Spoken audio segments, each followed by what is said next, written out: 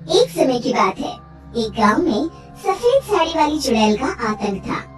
चुड़ैल रात भर गांव में घूमती और गांव का जो भी आदमी उसे दिखाई देता उसे वो घायल कर देती।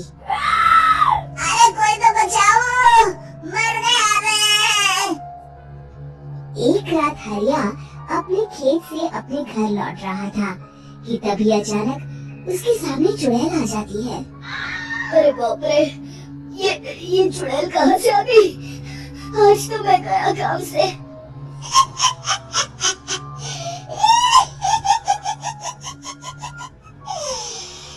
आज मुझे मेरा शिकार मिल गया। अरे चुड़ैल दीदी, मुझे छोड़ दो। जैसे ही चुड़ैल हरिया की तरफ बढ़ती है, हरिया वहाँ से भाग जाता है और अपने घर के दरवाजे पे पहुँचता है। अरे भगवान, जल्दी से दरवाजा खोलो, मेरे पीछे चुड़ैल पड़ी है।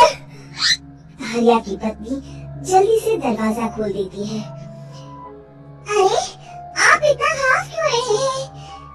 अरे मेरे पीछे चुड़ैल पड़ी है, आज तो मैं बाल बाल बच गया। जल्दी से सभी दरवाजे और सभी खिड़कियों को बंद करके बत्ती बुझा दो। तभी चुड़ैल हरिया के घर के पास पहुँच जाती है। अरे वो आदमी कहाँ गायब हो गया? मैं भी देखती हूँ आखिर कब तक बचेगा। मैं अपने शिकार को इतनी आसानी से नहीं छोड़ती। इतना कहकर चुड़ैल वहाँ से चली जाती है। वहीं दूसरी तरफ हरिया और उसकी पत्नी दोनों अपने घर की खिड़की से ये सब देख रहे होते हैं। अरे बाप रे, ये तो बड़ी डरावनी चुड़ैल थी। अगले दिन ये बात आग की तरह पूरे गांव में फैल जाती है और धीरे धीरे लोग चुड़ैल के डर के मारे शाम होते ही अपने घरों से बाहर निकलना बंद कर देते हैं। कुछ दिनों के बाद भाई, मैंने तो इस चुड़ैल के डर के मारे रात को अपने खेतों को पानी देना बंद कर दिया है। कहीं मेरी फसल सूख गई तो मैं तो कहीं का नहीं रहूंगा। साहूकार का कर्जा कैसे चुकाऊंगा? अरे भाई, पूरे गांव वालों का यही हाल है। पता नहीं ये चुड़ैल हमारे गांव में कहां से आ गई। फिर एक दिन गांव के पास वाली नदी के किनारे एक बहुत बड़े तांत्रिक के आने की बात कुछ गांव वालों को पता चलती है। वो लोग जाके ये बात गांव के मुखिया को बताते हैं। मुखिया जी, नदी के किनारे एक बहुत ही पहुंचे हुए तांत्रिक बाबा आए हैं। हमें उनसे मदद मांगनी चाहिए। मैंने सुना है वो बड़े बड़े भूतों और चुड़ैलों को अपने वश में कर लेते हैं। मुखिया जी सभी गांव वालों को लेकर उस तांत्रिक के पास पहुंच जाते हैं। ओम फट स्वाहा, ओम फट स्वाहा। तभी तांत्रिक अपनी बंद आंखों को खोलकर कहता है, क्या बात है, तुम सब लोग यहाँ क्यों आए हो? मुखिया जी उस तांत्रिक को सारी बात बता देते हैं। अच्छा, तो ये बात है। और तांत्रिक अपनी आंखों को बंद कर लेता है। मैं देख रहा हूँ तुम्हारे पूर्वजों ने बहुत पाप किए थे, जिससे ये गांव अब श्रापित हो चुका है। उसी के फल स्वरूप तुम्हारे गांव में चुड़ैल आई है। ये चुड़ैल बहुत खतरनाक है, ये किसी को नहीं छोड़ेगी। हे भगवान, मर गए रे, अब क्या होगा? तभी गांव के मुखिया जी कहते हैं, बाबा, इस चुड़ैल से हम सबको बचा लीजिए, कोई तो उपाय होगा। इसका सिर्फ एक ही उपाय है, सभी गांव वालों को बारी बारी हर दिन अपनी आधी फसल उस पहाड़ी के ऊपर बनी काली गुफा में छोड़ के आनी होगी। तभी उस चुड़ैल की भूख मिटेगी और श्राप का प्रभाव खत्म हो जाएगा और तुम सब जिंदा बच जाओगे। सभी गांव वाले उस तांत्रिक की बात को मान लेते हैं और वहाँ से चले जाते हैं। फिर अगले दिन से रोज उस गांव के लोग बारी बारी से अपनी आधी फसल उस काली गुफा के पास जाकर रखाते। कुछ दिनों बाद हरिया की बारी आती है। बाप रे, आज तो मेरी बारी है उस काली गुफा में जाने की। क्या करूं? वो तो बड़ी खतरनाक चुड़ैल है। मेरे तो हाथ पैर कांप रहे हैं। फिर हरिया डरते डरते अनाज की बोरियां अपनी बैलगाड़ी में लाद देता है। तभी हरिया की पत्नी उससे कहती है, देखो जी, संभल के जाना और किसी भी हालत में शाम होने से पहले वापस आ जाना। उस चुड़ैल का कोई भरोसा नहीं है जी। हरिया बैलगाड़ी में बैठते हुए कहता है, भगवान, मैं क्या वापस आऊंगा? लगता है अब तो मेरी खबर ही आएगी।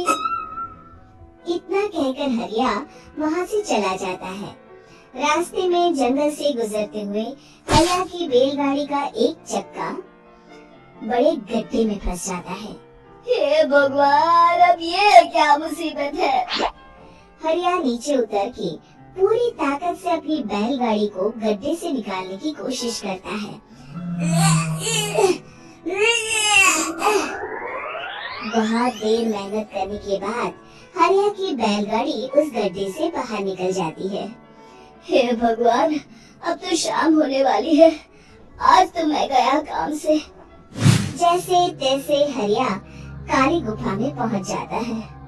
अरे मर गया रे, यहाँ तो चारों तरफ डरावना माहौल है। मैंने यहाँ आने में बहुत देर कर दी, कहीं चुड़ैल नाराज ना हो जाए। हरिया अनाज की बोरियां वहाँ रख के जैसे ही जाने लगता है, तभी उसे किसी के आने की आवाज सुनाई देती है। हरिया एक कोने में छुपकर अंदर देखने लगता है। चुड़ैल वहाँ आती है और फिर अपने चेहरे से नकली चुड़ैल का मुखौटा निकाल देती है। हरिया ये देख के हक्का बक्का रह जाता है। तभी चुड़ैल कहती है, भैया यहाँ आना, आज तो बहुत अनाज आया है। इसे मिलाकर अब हमारे पास ढेर सारा अनाज जमा हो गया है। कल ही हम इसे शहर में बेच आएंगे और माला माल हो जाएंगे। तभी अंदर से नदी के किनारे वाला तांत्रिक बाहर आता है। अरे, ये तो तांत्रिक बाबा है। हाँ, अब तो हम दोनों की जिंदगी मजे में कटेगी। गांव वालों को बेवकूफ बनाना इतना भी मुश्किल नहीं था। लोग तो तुम्हें सच में असली चुड़ैल समझते हैं। हाँ, तुमने सही कहा। अब ये गांव वाले चुड़ैल के डर से जिंदगी भर इस काली गुफा में अनाज पहुंचाते रहेंगे। अच्छा, तो ये बात है। ये दोनों पूरे गांव वालों को बेवकूफ बना रहे हैं। अभी जाकर सबको बताता हूँ। हरिया उन दोनों की पूरी बातें सुन लेता है और जल्दी से वापस गांव में आता है। गांव वालों को पूरी बात बता देता है। इससे पहले वो दोनों हमारा अनाज लेकर शहर जाए, हमें उन दोनों को पकड़ना होगा। उधर दूसरी तरफ नकली तांत्रिक और नकली चुड़ैल बनी औरत एक बड़ी गाड़ी में सारा अनाज लाद के वहाँ से निकलने की तैयारी कर रहे होते हैं। जल्दी करो, इससे पहले हमें कोई देख ले। हमें यहाँ से निकलना होगा। और तभी वो दोनों देखते हैं कि सामने से सभी गांव वाले अपने अपने हाथों में मशाल लेके आ रहे हैं। दोनों बुरी तरह डर जाते हैं। रुक जाओ, तुम दोनों का भांडा फूट चुका है। अरे मर गए रे, ये गांव वाले कहाँ से आ गए? तुमने क्या सोचा इतनी आसानी से यहाँ से निकल जाओगे? ये अनाज हमने अपने खून पसीने से दिन रात खेतों में मेहनत करके उगाया है। दोनों मुखिया जी के पैरों में गिर जाते हैं। हमें माफ कर दीजिए, हम दोनों एक नंबर के कामचोर हैं। बिना मेहनत किए पैसे कमाना चाहते थे। हाँ, अब हम आगे से मेहनत मजदूरी करके पैसे कमाएंगे। हमें कुछ मत करना, हमें छोड़ दीजिए। इतना कह के दोनों गांव छोड़ के भाग जाते हैं और सभी गांव वाले फिर से खुशी खुशी रहने लगते हैं। शिक्षा, तभी तो कहते हैं कि किसी भी समस्या का समाधान केवल सूझबूझ से ही करना चाहिए और कभी हिम्मत नहीं हारनी चाहिए। दोस्तों, हमें उम्मीद है कि आपको हमारी ये कहानी पसंद आई होगी। कृपया हमारे चैनल को सब्सक्राइब करें और सभी अपडेट्स के लिए बेल आइकन जरूर दबाएं। और हाँ, वीडियो लाइक और शेयर करना मत भूलिएगा। Bye bye.